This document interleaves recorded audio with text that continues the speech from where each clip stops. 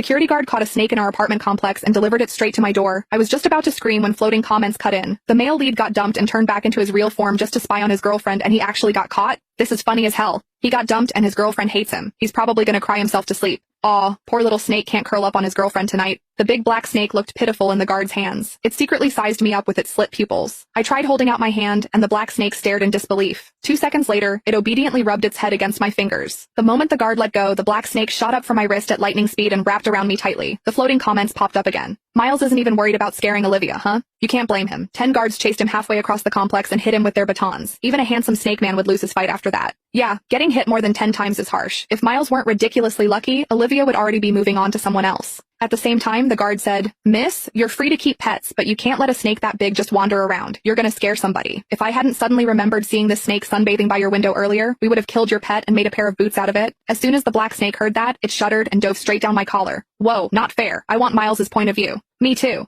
Talk about turning disaster into a win. Miles seriously lucked out. I tried to soothe the snake tucked against my chest, then hurried to grab the watermelon I had just bought and handed it to the guard.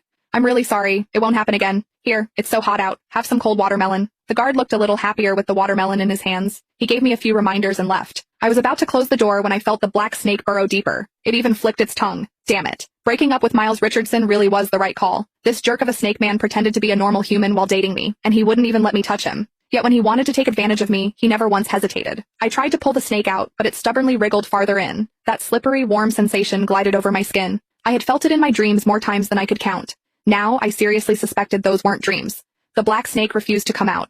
In the end, I had no choice. I let it curl up against me and fall asleep. Miles can finally sleep well. Ever since breaking up with Olivia, he hasn't been able to eat or sleep. He drank himself numb until he finally couldn't take it anymore and turned back into his real form just to see her. I peeked down through my collar at the black snake nestled inside. I didn't get it. Sure, I was the one who suggested the breakup, but he agreed to it too. The reason was simple. Miles wouldn't let me touch him. Imagine dating a guy with a perfect face, long legs, and abs, just to have him tell you he didn't want to get intimate with you. For a while, I even wondered if something was wrong with him, or if he was self-conscious of his size. But every time things almost crossed the line, Miles would grit his teeth, get up, and march into the bathroom to take a cold shower, leaving me alone in the bedroom to clean up the mess. Back then, I thought he must be in love with someone else, and he was saving himself for his one true love. Because of that, Miles and I ended up in a huge blowout fight. "Miles, are you even a man? If you are, then touch me." Miles clenched his fists. A long silence passed before he finally said, "I just want to wait a little longer, until you're ready to accept it." Accept it? Accept what?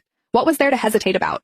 I might be a little old-fashioned, but Miles and I had been together for 4 years. We were already talking about getting married. I didn't care if some things happened sooner than planned. I tried to stay calm and told Miles, "I want this. Whatever it is, I accept it."